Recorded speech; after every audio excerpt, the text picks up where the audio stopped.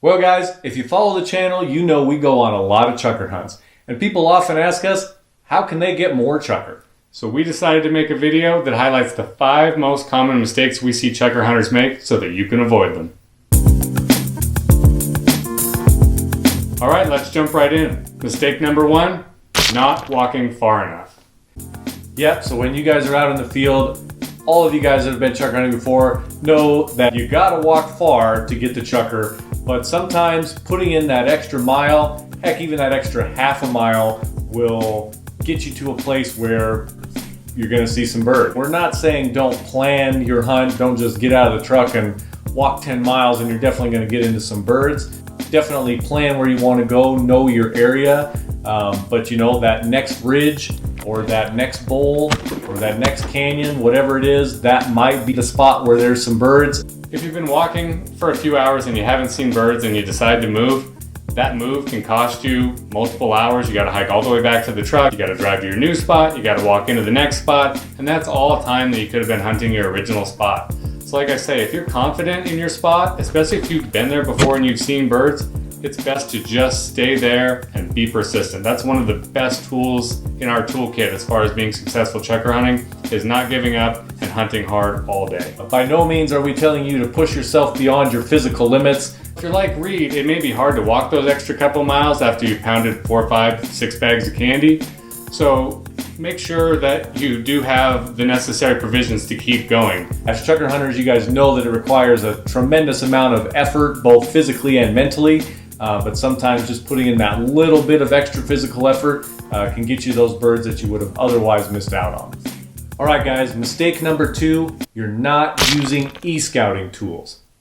We use onX Maps as a way to e-scout, and this gives us a lot of control over finding new spots and even finding out things about spots that we've already been to. So some of these things are finding springs and other areas with water. Another feature that we use in onX Maps is the topography, and now the new 3D feature, so that we can see what the topography is in terms of elevations. We always look for areas that are really gnarly, places where other people aren't going to want to walk, because that's where we want to walk and that's where we think we're going to find the birds. Another great thing about the waypoints is it shows me all the places that I shot more chukar than Reed. So I have this like historical database of like, oh yeah, this ridge I got more than him and this ridge I got more than him. And so I don't know if that helps you hunt, but it's definitely fun to take a trip down memory lane too, you know. It also can be really important to know where the property boundaries are before you go hunting. So if you just kind of see a spot that looks good that you drove by last time and then you end up going there without e-scouting it, you might run into a private property boundary while you're out there, and then all of a sudden you've wasted 2 to 3 hours driving out to this new spot that ended up not being huntable at all. All right, next up, mistake number 3, you're not trusting your dog enough. So pretty much every time I've ever thought that I knew where the birds were and my dog didn't, I have been very wrong. So I'll see tracks going up to the top of a rock cropping, and my dog will go away from the tracks, and I think, well, I'm following these tracks because, why wouldn't there be a bird there? My dog goes on point below and I wish I had gone down there. Absolutely, and you guys out there that have new dogs, or maybe your dog isn't as trained up as you'd like it to be, the one thing that even the worst dog in the world has is a good sense of smell. So I'm not going to guarantee you that that dog is going to hold birds. Maybe it's not going to point birds, but that dog knows where the birds are. Absolutely, and if you're like Reed and your dog is deaf, you don't have a choice because that dog cannot hear you. All right, mistake number 4, you're not finding new spots.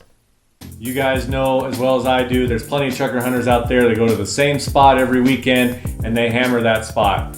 And you might know how to find chukar at that one spot, but it's not going to make you a better chukar hunter. Obviously, one main reason you don't want to hunt the same spot weekend after weekend is you don't want to hurt the population of chukar. There's only going to be so many birds in that area, and if you're hammering the same spot every weekend, you're going to deplete the covey. Just from a general outdoorsman standpoint, it's really nice to go out and see some different country.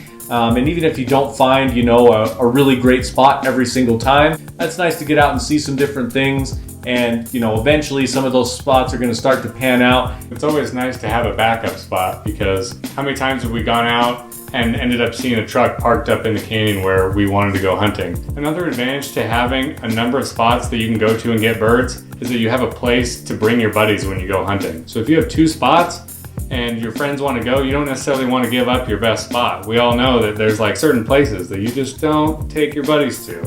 There's places I don't even want to take Reed. He has to though. But I have to. And now our 5th and final mistake that chukar hunters make, you're not ready. A lot of times when you're chukar hunting, you go long periods of time without seeing any birds, and it's really easy to get distracted. So you're just kind of walking, you're taking in the scenery, you're thinking about all the food that you're gonna eat when you get back to the truck, because you didn't bring quite enough. You're thinking about, you know, candy. And so then all of a sudden, a bird gets up that your dog didn't smell for whatever reason, and you don't get a shot at it. And like Jordan said, it's really easy to kind of get relaxed and, you know, mainly like start holding your gun in an unready position. Lots of people like to hold it, you know, down at their side, or they'll put it across their back. You know, obviously those positions are not conducive to shooting birds. And if you knew that birds were going to get up, you'd never hold your gun like that. All right, guys, well, how about a number 6 bonus mistake? The number 6 mistake that chukar hunters often make is they're not subscribed to the Reels and Ridges YouTube channel. So go ahead and hit that subscribe button. But in all honesty, guys, if you would consider subscribing to the channel, it really does help us out. Hopefully this video will help you avoid those 5 common mistakes and have a more successful chukar season next year. Thanks for watching the video.